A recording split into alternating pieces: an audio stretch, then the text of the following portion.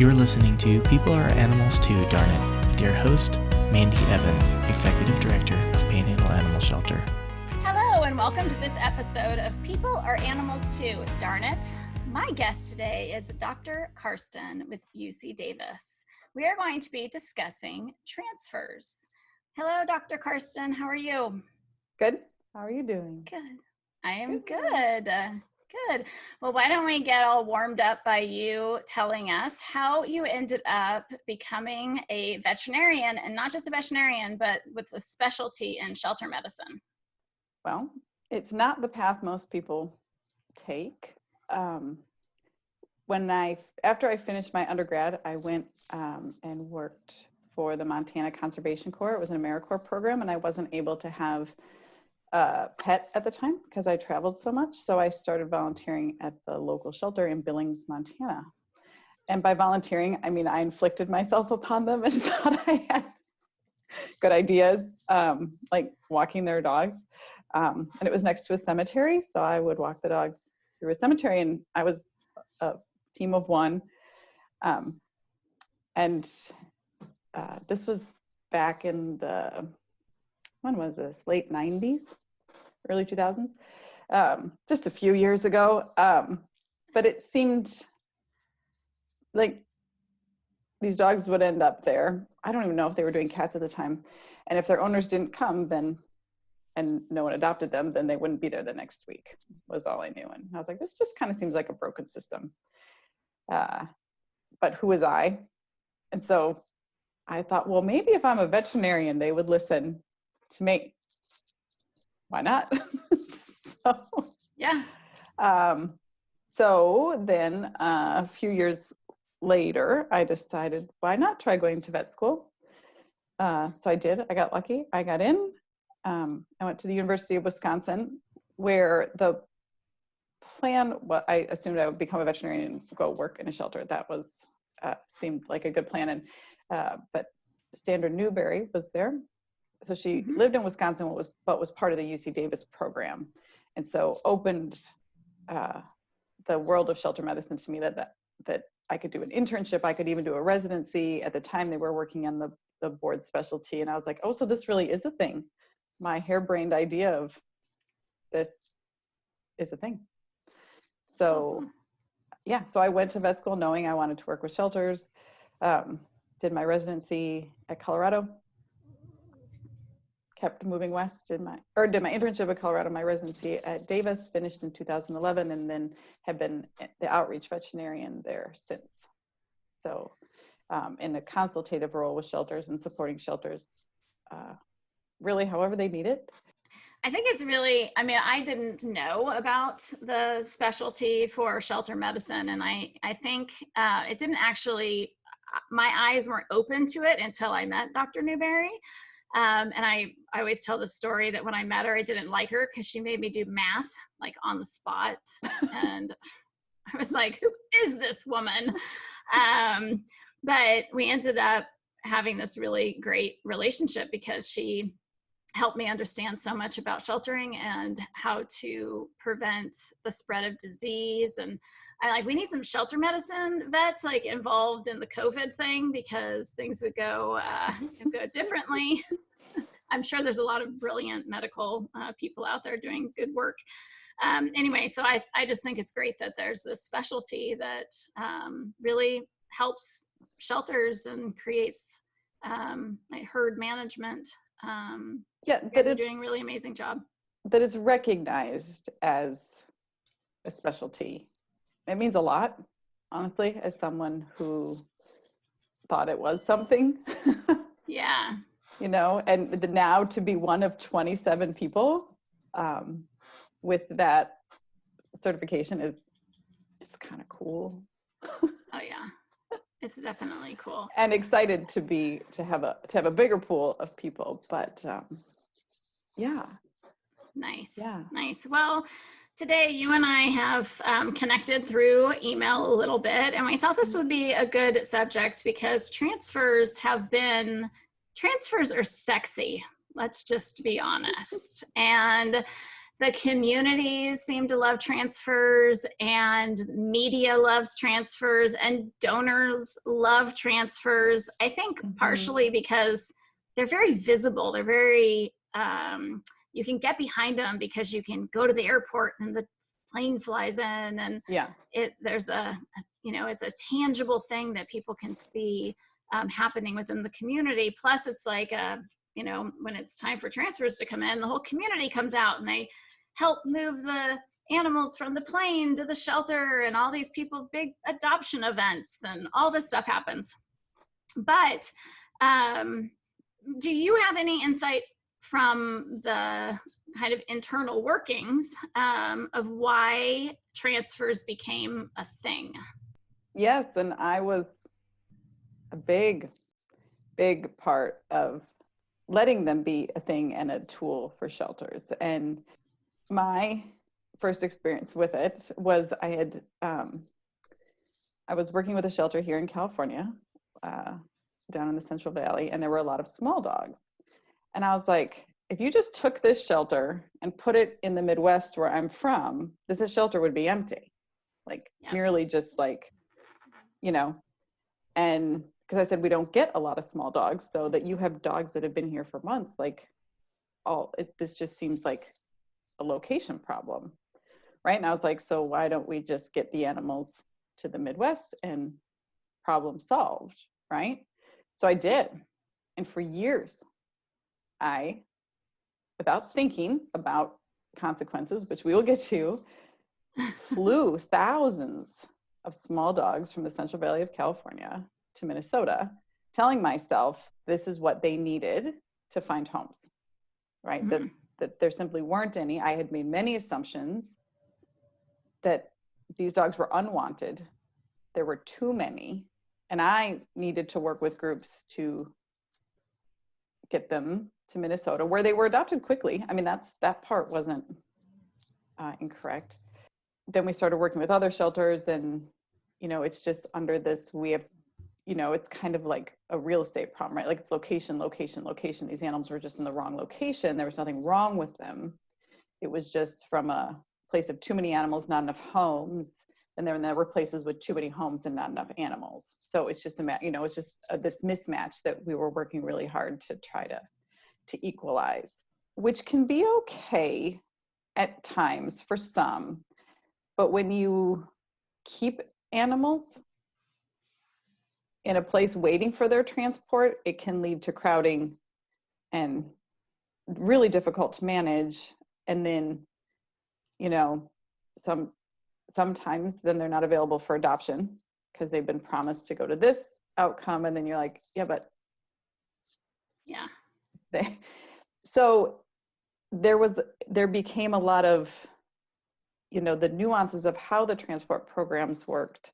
And these were not just my transport programs, but all of them. It caused a lot of pressure on the shelter. It was trying to relieve the pressure of. Okay, so I'm going to tell you, as a receiving shelter, in the past, when we were receiving shelter, kind of our perspective on it really fast. Yeah. So when we started, we have a large facility, and we would take 15 dogs, let's say, but there were shelters around us that would take like 80. Mm-hmm.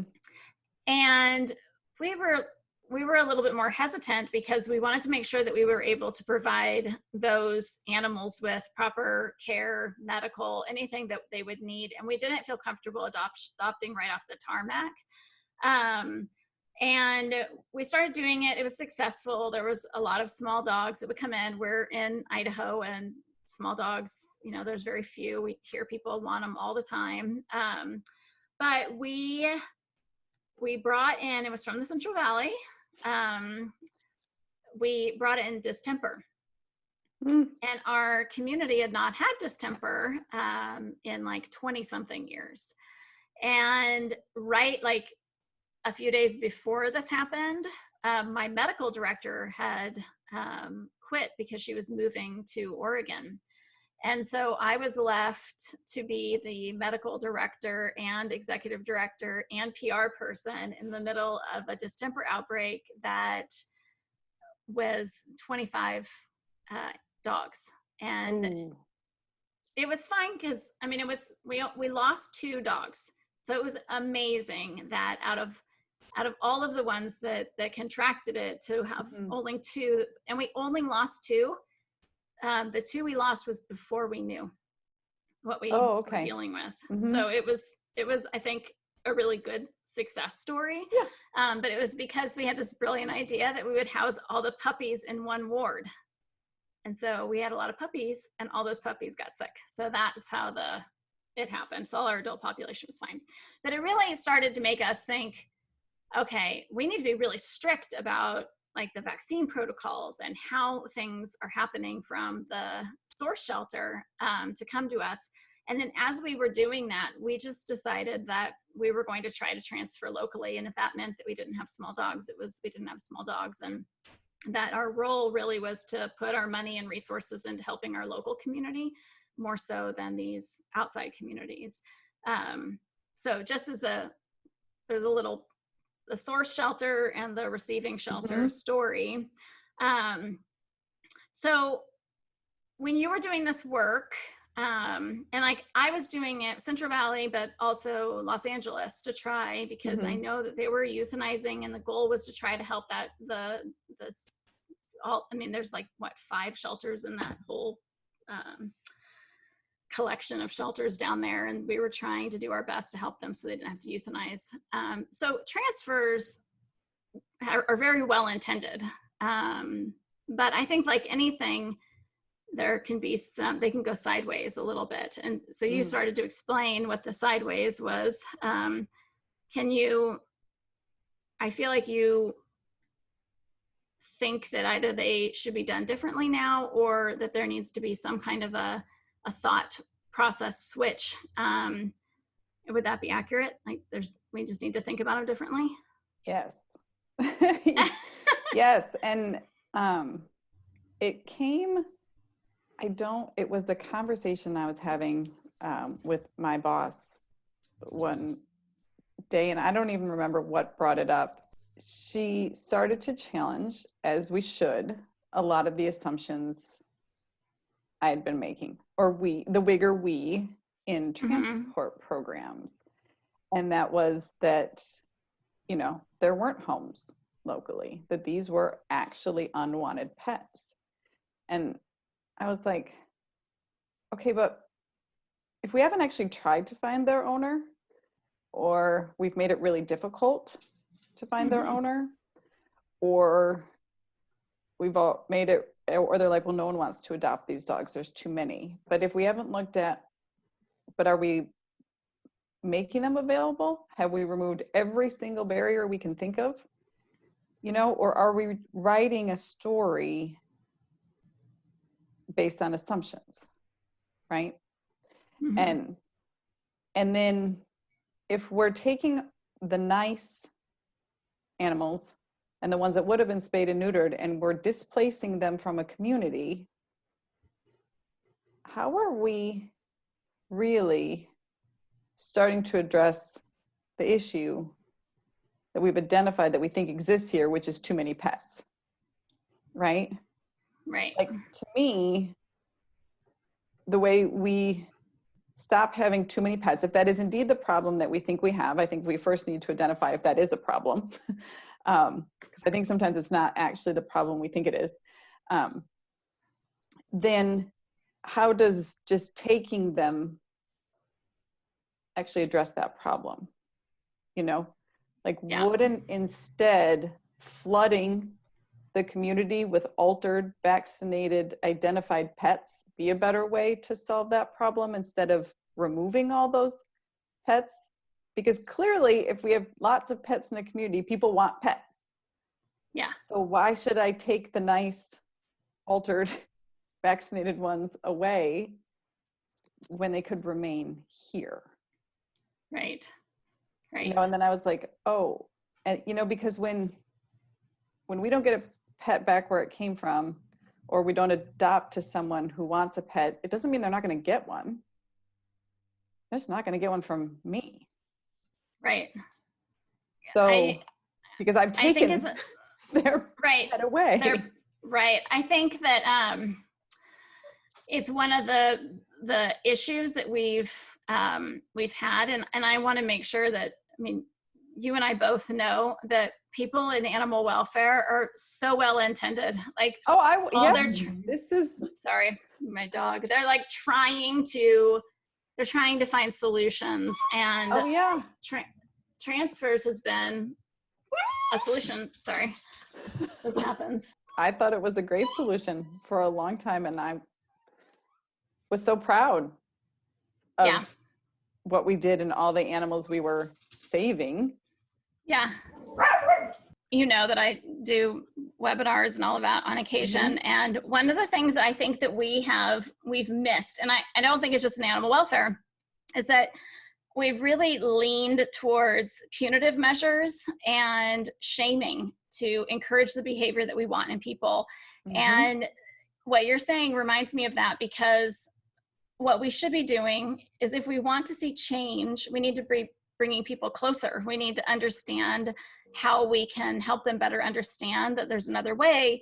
And by not leaning in, I guess, and supporting those communities in a different way, and realizing where the problems really lie, on, you know, lack of access to spay and neuter, to vaccines, to ways for them to know their pets are in the shelters, to removing return to owner fees, like all of these things that happen, we're actually not making a difference in those communities. We're not influencing behavior. We're literally feeding into the cycle that we want to stop. Yeah. Yeah. So. Yep. The thing that made me so mad, I was helping. I was helping it to continue, instead of stepping back and being, you know, addressing what actually could make me less mad. You know, they could actually start to address the thing that was so frustrating to me and to the shelters. Like I actually think you referred me to her. It's a shelter in the South, and she was talking about how the leadership at the shelter, they rely heavily on transfers. And it's an interesting equation to me, because they're putting a lot of time in, you know, getting health certificates and all of that requires a good amount of time from veterinarians, possibly having them all spayed and neutered prior to transport, all of these steps that are being done. And they're not recouping any of that cost, because those animals are not going to be adopted in their community. There's no money transferred. Usually receiving shelters don't pay for these animals to come to them. But she said the leadership really believes in transfers, and that they think that it's the only way to save lives. And I think that is this magical Band-Aid that you can lean on to say this is the only way to save lives. But because they're scared to death that if they stop doing it, like right now, what we're seeing with COVID is that they're not doing transfers right now, and they're really, really scared. But it's also a brilliant opportunity, because it forces the shelters to look at things a little differently. So this particular shelter, oh, sorry, go ahead. Well, I was just gonna say, and to look for solutions within their community. Yeah. And people are finding them. Yes. You know, and people are finding the shelter, because when your shelter doesn't have animals because they've been transported out well-intended, then people don't find you as a place to get a pet, or they thought it wasn't a good place to get a pet. But now everyone's being very vulnerable and very honest, like, you need to come get these. Yes. You know, people find the shelter, and the shelter found the people. Because we just weren't having these conversations before, because we had this other avenue. Solution. Yeah. So on the receiving side, so this was actually brought to me by Dr. Newberry. She and I had a pretty in-depth conversation around transfers when I was there doing a presentation in February. And she's one that will challenge your thinking. She likes to give a good argument. And she said, I think more work needs to be done at the source shelters, and that the receiving shelters that are receiving the animals should be providing some source of support in some way to help solve the problem in these source shelters. And it made me think, because I know as a receiving shelter, I was like, yeah, I'm not paying you, for these animals. But I don't think, and maybe, if there's these conversations happening, but are there conversations happening between source shelters and receiving shelters that there's better lines of support to help the source shelter get out of their predicament? There are. Yes, there are. I would like to see more of it. The shelter we transported dogs to a few years into the program did start paying on a per animal basis, but it was a fraction of even just the cost it took us to get the animals there, but it was something. But I was involved with the AWA best practice guidelines for transport. Okay. And everyone in that conversation put an emphasis, and it's clear in the document, that the goal should be to provide support for the source shelters, that basically transport should be used as a stopgap until, like, it's a means to an end. It's not an end in itself. So because it's not really that sustainable. It's expensive. And what is it doing to get to what's really, like, why it's needed in the first place? Like, what is it doing to address that situation? So it's in there. I mean, it's in the best practice guidelines that, what can be done to support the source shelter so that it gets to the point where this is not needed, at least not needed for as many animals or even all animals, Right. So now the transport that I'm involved in is it's mostly just for medical cases that are at a point where they couldn't get care. It's beyond what the source shelter is able to do. So, but then doing everything we can to get all the other ones still in the community, adopted out, back to their families. So what is it that we can provide in that community to get that to be the outcome? Because that's how we're going to start to see decreased intake and more engagement from our communities, and a feeling like, no, we think our community is a great place to have pets, to have our pets, right, instead of like, oh no, we need to send them other places where these great homes exist, when great homes exist in every single community. Yes. I've heard that before. I know, and it makes me sad, because I was like, yeah, but the dogs that most dogs that we're transporting are nice. They're good dogs, which lets you know that someone's been caring for them. Someone loves them. We've discovered this for cats, for community cats. It's like, well, if they're doing fine, then someone was caring for them. Like, I don't know where their home is, but they know. Right? And so dogs are kind of the same, in that if they're nice and they're healthy, someone's caring for this dog, and it now becomes our job to figure out where they belong. Right. And if there's an issue, provides services where those dogs never end up in the shelter. Yes. But if they do, then I need to get them back to where they were. Like, right. That's my responsibility, So how do you feel about, so as we know, I think more for, I don't know, I've heard that there's the situation with cats too, is there's a shortage of animals going into shelters. And so in order for the shelter to keep a population of animals, or to, ensure that people are going to go to the shelter, they need to fill their cages, and they need to do that by transferring in. How do you feel about, and I can tell you, and I'll tell the audience, like, I know this is real because every time I do any kind of public speaking with shelters and I'm talking to them about the home to home program, the same thing comes up. But we need to have, like, we committed to our donors that we would help this number of animals a year, and there's not as many in our community, so we have to transfer all these in so that we can keep our kennels full. And I say the same thing every time, like, why, our job is to help animals in need. And so if you're bringing in animals because they're going to be euthanized, then that's fine. But to bring them in because you are trying to meet a quota, that it's animals in cages, like, that shouldn't be our goal, is animals in cages. We should be meeting that goal in other ways, like helping people keep their pets rather than having them come to cages. I played my card. I'm sorry. I told you my opinion. No, I would agree. This is where we have to look deep, right? So there was a time when that is the role that many shelters played, right? Like, we were large adoption centers because there were lots of animals that needed to be adopted.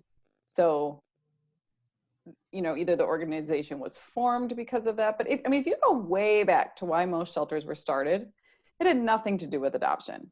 It was rabies control and public safety. It was a place that animals went to be safe and to keep others safe. And if their owner didn't come, there was not an adoption program, right? Right. So then the adoption program started to solve that problem, right? To have they're like, well, these are perfectly nice animals. It seems not a good solution to just euthanize them. So then henceforth comes the adoption program.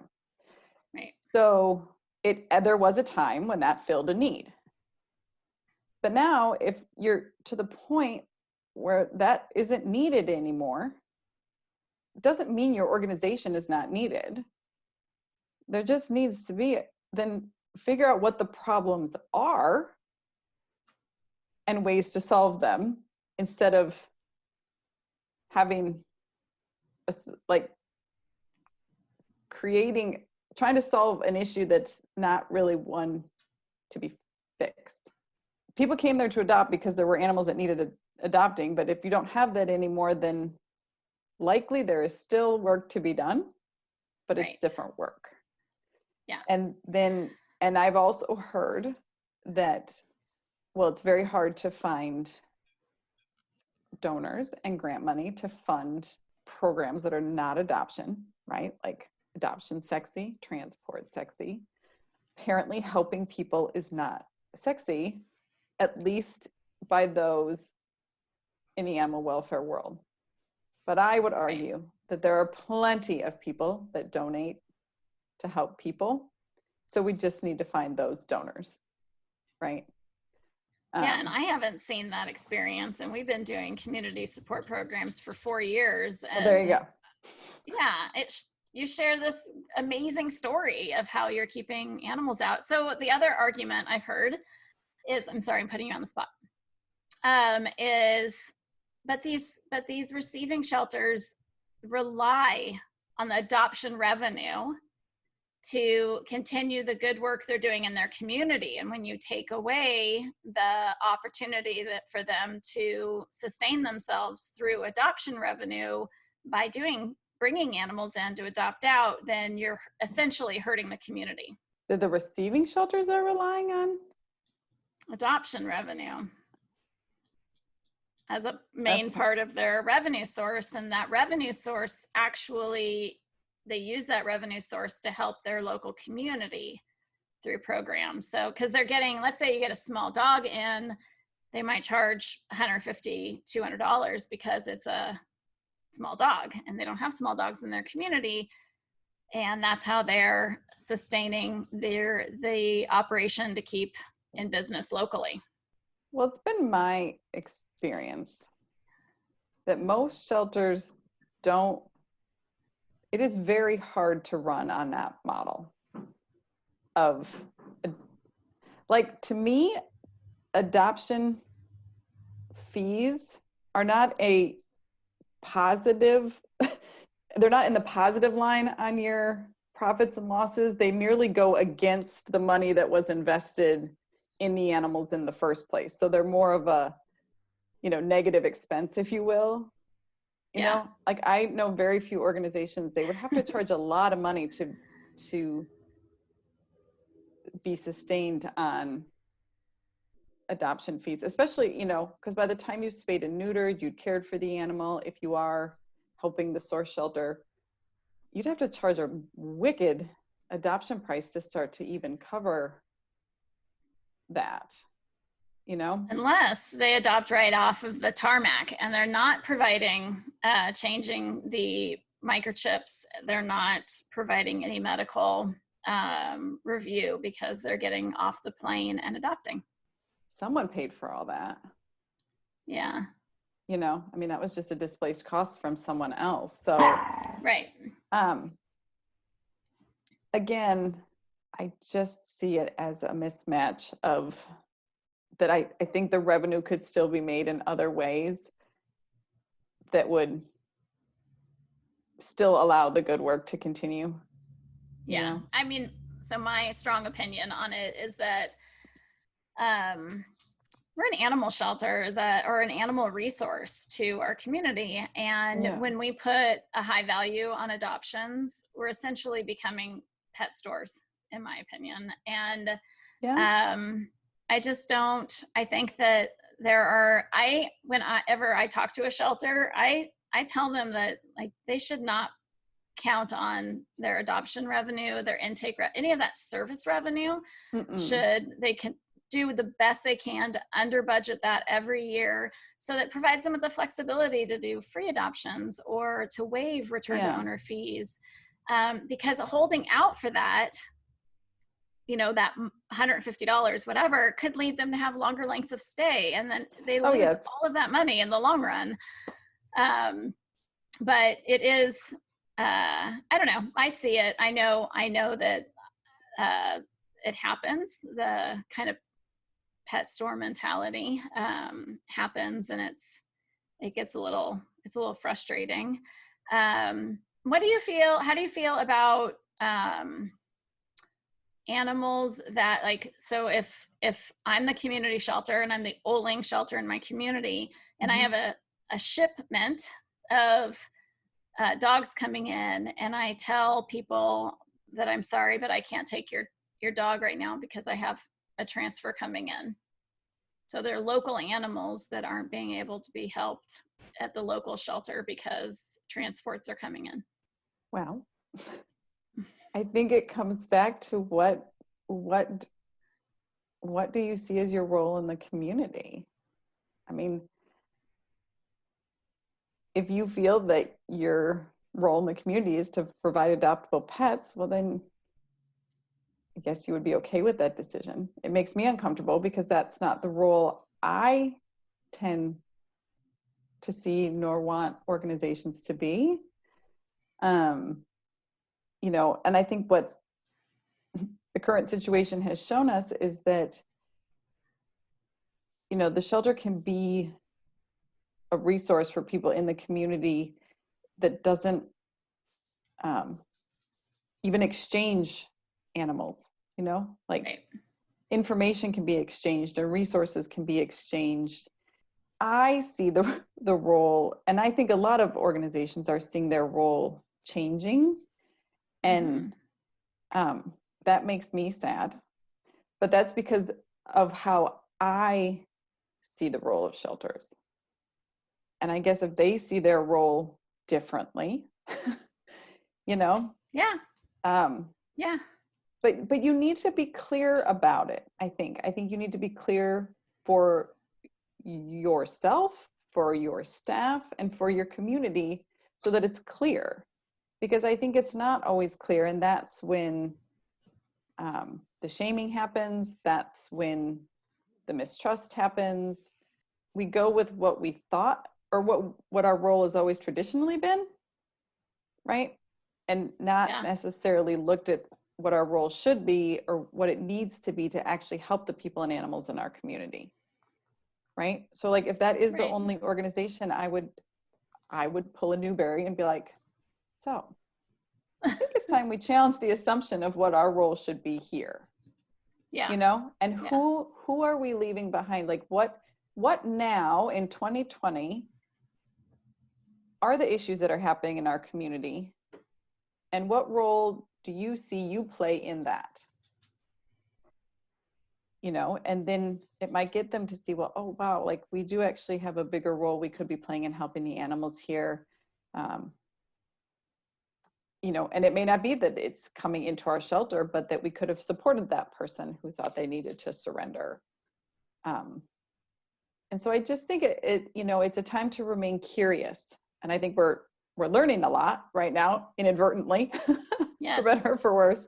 Yes. And, you know, being vulnerable and asking like, gosh, what does our community need from us? You know, because we've made this assumption we need to be a giant adoption center, or, you know, that's how we've structured our budget. And maybe that's not actually now what we need to be doing. Yeah. I honestly, I think that, I mean, I know, because I know of some shelters that have this mindset, and their intentions are absolutely positive. Like, oh yeah, I mean, it's just like what you said about when you were doing the transfers, and you are sharing this narrative that you really see yourself doing amazing work. And I know for me, I can use myself as an example, that I thought that we were doing great work when we told somebody that they were a bad owner because their dog kept coming into the shelter, and we just saved that dog from the irresponsible owner. Yeah, we're going to find it a good home. A good home with a quality owner. And it wasn't until I call it like an awakening, is that awakening where all of a sudden you're like, wait a minute, is there a different way to do this? And mine was hearing about Pets for Life, and sitting like in a general session and having these shelters come up and share their stories of how they hurt people and animals in the process of what they believed they were doing was right. And I mean, it's why we have the podcast. It's why we do all of the work we do. And a lot of it, the reason that you do the work you do, is like you're providing shelters with an awakening, with an opportunity to see things differently. And that's what we're seeing right now because of COVID. A lot of awakenings are happening right now. And it's amazing. Like, I had this conversation with somebody that said that they believed that the animals going to this receiving shelter were going to a better community, and that they did not trust their community to have animals. And then like 2 minutes later tells me how excited, or she's like, one good thing about all of this is that there's been a ton of people who have volunteered to foster. And she said, I can't believe I just said that. Oh my gosh. And I'm like, I'm not going to shame you, because she's had an awakening and she's working through it. And I said, look at your community is partnering with you because they want to help.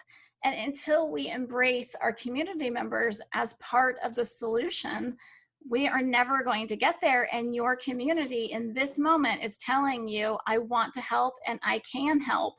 And it's a matter of you just switching your thinking to say, how can we do this in different ways? And trusting that they actually always want to help. Yeah. You know, like, I don't think this is, the situation isn't always bringing out the best in people. So people want to help now. Pretty sure they're going to want to continue to help. I think a lot of times people don't help us because we haven't said what we're embarrassed about the help we need. What got me, a lot of things get me thinking in my work. One thing was that the students here at UC Davis operate a clinic once a month for the pets of homeless people. And I became one of their advisors and one of their volunteer veterinarians. And so seeing people without a home, but with a pet, it gets you to think a little bit differently about what a good home is, right? And I'm like, these animals are houseless, but they're not homeless. They have someone who cares about them so much.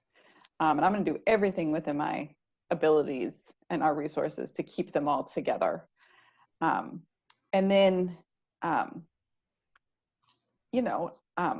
talked to a few folks with a bit of a chip on their shoulder. I was one.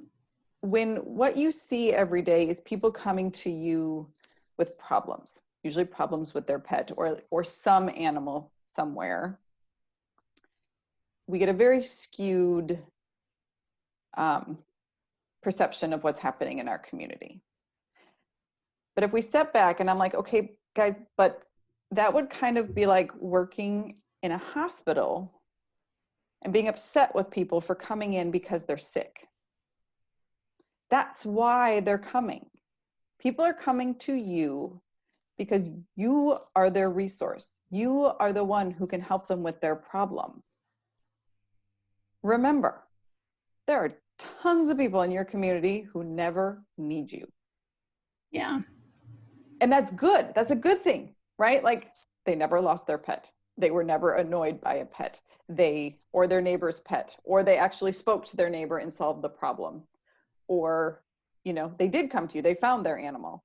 But we have our minds in every realm have such a negativity bias that's what we remember, right? And then when that's all you see, then you start to accept that as the norm, but you forget about all the things that happen that never, ever, ever interact with us, right? Like if you look at how many people in your community have pets, and then you look at how many come to you, it's a very small percentage. And so it's that awakening of saying, okay, I understand you have a problem, but let's actually try and solve the problem that you're having, instead of, I'm just going to offer you a solution, but it may not actually match the problem. Right. So this has been a time of creativity. I am so proud of people for what they've come up with. And, I think it's allowed a lot of people to see that we can do it differently, not because we have to, but because we can. Yeah. Yeah. And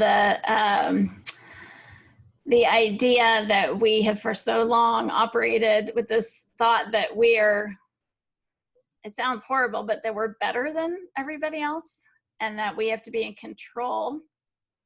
And it's giving up. I mean, part of everything you've been talking about today is this idea that in order for us to grow, we have to be vulnerable.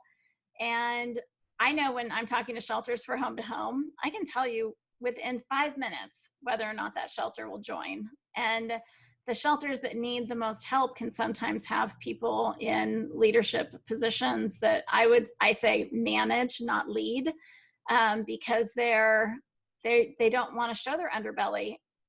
And I know why, because being in shelters, we get attacked a lot for doing things that we know are the right things, and you become really guarded. But by guarding ourselves, it doesn't offer us the opportunity to grow and get better. And that's why I love what you guys do, because you go into these shelters and you say, we're going to challenge you. We're going to get you and we're going to make you uncomfortable. But in that uncomfortable, it's going to be done in a way that is supportive and helps you save lives. I was involved. I'm trying to think when. I think I was the head of the shelter for 4 years. I don't think I actually understood sheltering until after Dr. Newberry came in, and for a year, that's kind of where my confidence came, where I was like, okay, now I feel like I know what I'm doing. And I see a lot of organizations, and you've got a lot of older mindsets, like that shift, and changing the boat it's slow. It's not you don't just get to come in and say, this is the way things are going to be. You really have to get buy-in from the masses. Well, we're challenging, and I can say this because I had myself challenged. I've been challenged on your beliefs, right? Yeah. It's not just your knowledge. You feel like this is actually part of you that is being questioned and something you care so deeply about. And again, it comes back to, we all, we want the same thing. We want animals to be healthy and safe in our communities, right? Yep. But how we go about that, I think has been and is and will continue to be different. It does come from really saying how much of what you're doing is based on assumptions. Yeah. Or that were true at a time, but we haven't taken the time to step back and see if it's still true. Mm-hmm. You know, and I get it. Like, you're so busy in the day to day, like you don't have the time to take a breath and step back and be like, hey, is what we're doing actually what's needed? Or are we doing it because there was this one time this one thing happened? You know, like, it's really, but it's so worth it to look and to question. And it's not because you're wrong. It's because times are changing and we know more and it's different. And technology, even if you hate it, it's here and we can do things differently, you know? Yeah. Like, the part that I just, it's like, and I am a Luddite, just to be clear, is, you know, the other reason we had shelters was because the only way to interact with someone was to see them face to face, right? So, like, we had to put the animals together because how else would you communicate with someone? But now, no one even communicates face to face anymore. Well, right now they can't, but even when you could, that was not the main mode of communication, right? So it's like, I'm not saying shelters are obsolete, and I'm not saying they're going to go away, but their role is so much different, you know. Yeah. And even accomplishing what we accomplish can be done in a different way. Yeah. Just because times are different. It's 2020, for heaven's sakes, you know. So, but giving yourself the time to do that, you know, when you feel so busy and like you're always just reactive. But it's super hard because I think shelters forever have really been in the mode of being reactive. And now finally everybody's thinking more proactively. We're seeing that switch. But I mean, there are shelters. Well, you know, you're working with shelters every day and they are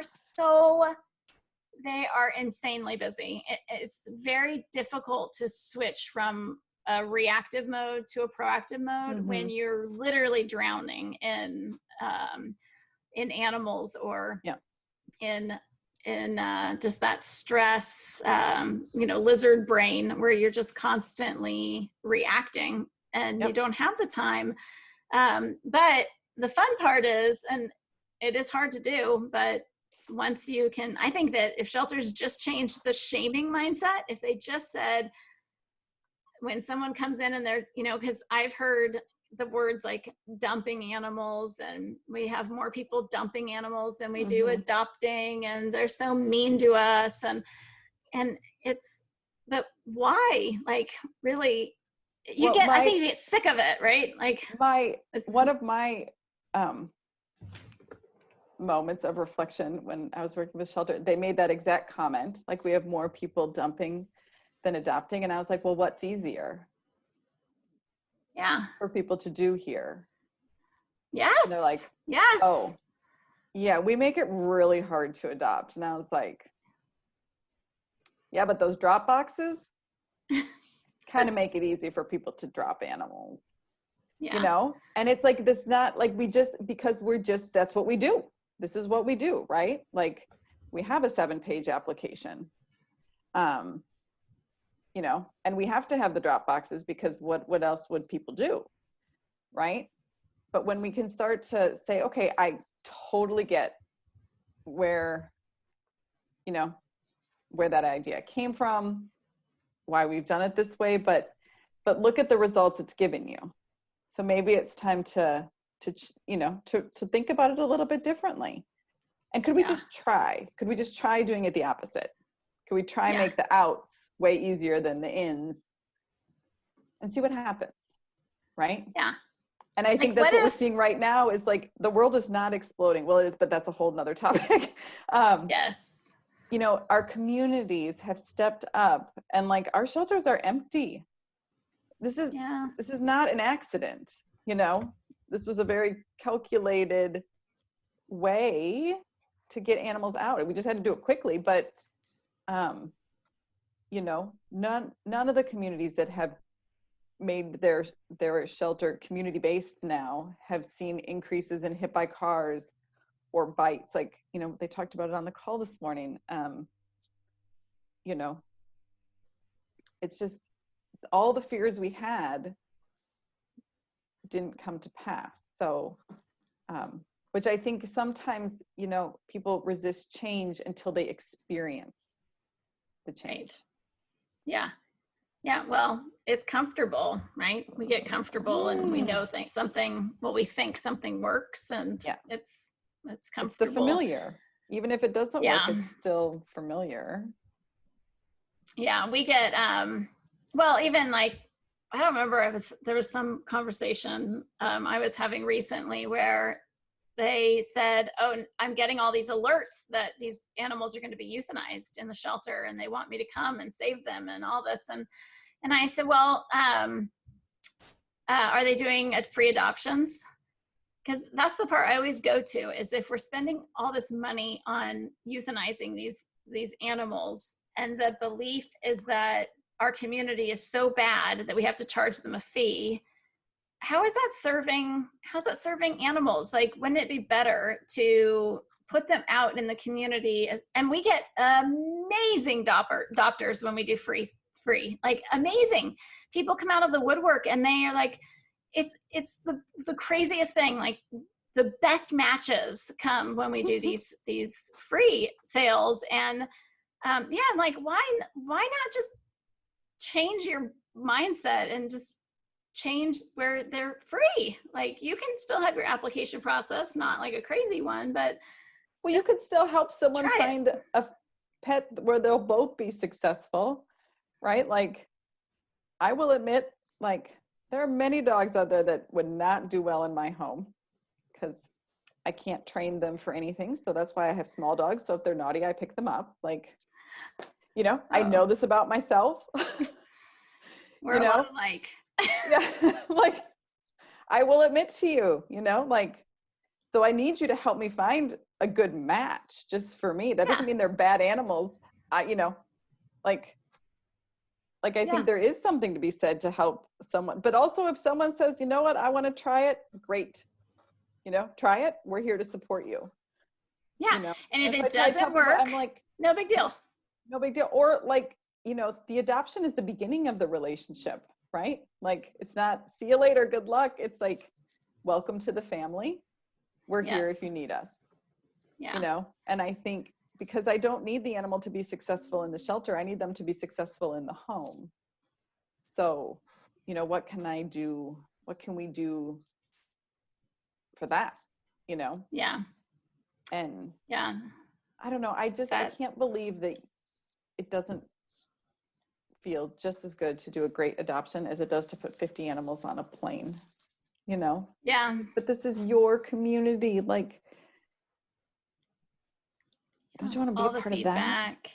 Yeah. I think it will come. I think it will come. It's just a matter of people understanding. And well, I think right now, I'm really optimistic. You know, people are so, you know, because a lot of the transport programs, I would say rightfully so, have been stopped, some of the big ones. And the source shelters they're like, yeah, but we don't need it right now. Yeah. You know, and so, you know. So I had a couple of donors. I've actually had like 5 donors email me, and they're like, you know, I'm really concerned about all these animals, and not just my shelter, like, you know, that people are adopting, and, you know, I see that people are doing the right thing and they're taking these animals in, and this is really great. But they're going to, you know, that they're going to surrender to a shelter when they have to go back to work. And I say the same thing. Who cares? Like, I don't want them to come back to the shelter, but why are we stressing about that when these animals just had a month or so of living in a home and their cortisol levels are down and they've had this really great life, and people tried it, and there's going to be far more people that will keep the pets than there will be that return them. And what would we have been able to do differently to prevent the outcome that you're assuming will happen that we don't actually know will happen? Like, it's okay. It's okay. It's okay. And, you know, people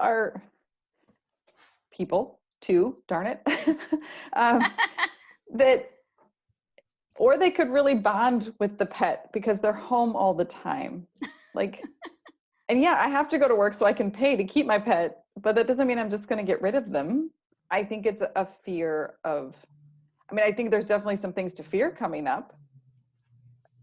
I think there's some but I don't know that that's necessarily one of them. And I think, you know, the uncertain times have just given us a way to create other tools. So there will always be animals that need our help, but in the way that we help them, it's going to look different. That I think we've proven. The amount and why animals will continue to need us, I think, is yet to be determined. And I think that's okay. Yeah. But now we have a few more tricks up our sleeves of ways we can solve problems. I agree. I think that anytime we're in crisis, innovation is born, and there's a tremendous amount of wonderful things that will come from this. And it's horrible that there are people dying, and it's a horrible tragedy. But I try not to focus on that. I seek the helpers and the innovators and the people who are pivoting and making it work, and thinking, I'm just proud of people stepping up to make a difference. Well, this has been a fun conversation. In all areas of not just animal welfare, like I think we're seeing, you know. No. Yeah, look at nurses and doctors and nurses and doctors that have come out of retirement. I mean, all these people are putting themselves at risk to help their greater good. And I think that we forget that because media can be really negative, and we forget that I think this is allowing us to see humanity, like people caring about each other and doing acts of kindness and kind of getting back to what's really important. So though it's a tragedy, and I am the eternal optimist, so it's just the way I view the world. But I rather view the world that it's a good place, because viewing it the other way doesn't serve anybody. No. Well, this has been really fun. And that's exhausting to view it that way. It's just exhausting. It's where compassion fatigue comes in, and all the rest of it has been, And well, I know we've been trying to. Go ahead. I hope they're recording all, you know, their feelings and their stories from this time, right? Like all the people they're meeting that they've never met before, you know, and in different circumstances, and you know, to not forget that part about this, you know, that it's not just about being stuck in your home. There's so much life still happening.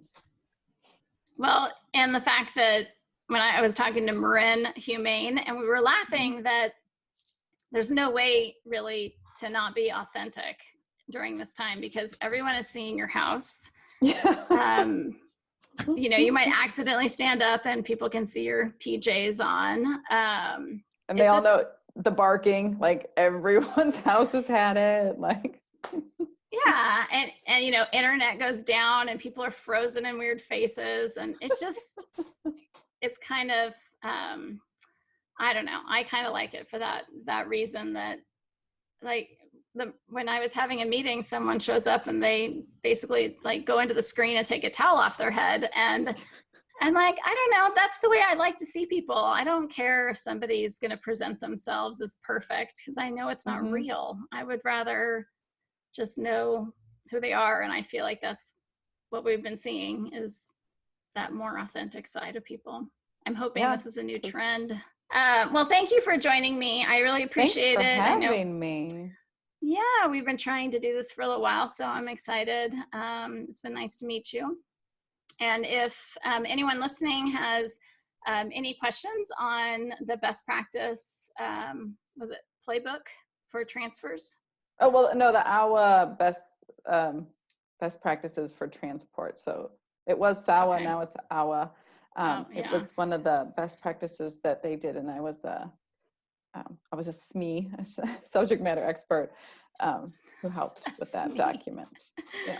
So we can reach out and see if they have that available on their online as part of their resources, and connect it to the podcast so that people can look at that if they weren't aware that it existed. So yeah, I appreciate you taking the time to join me.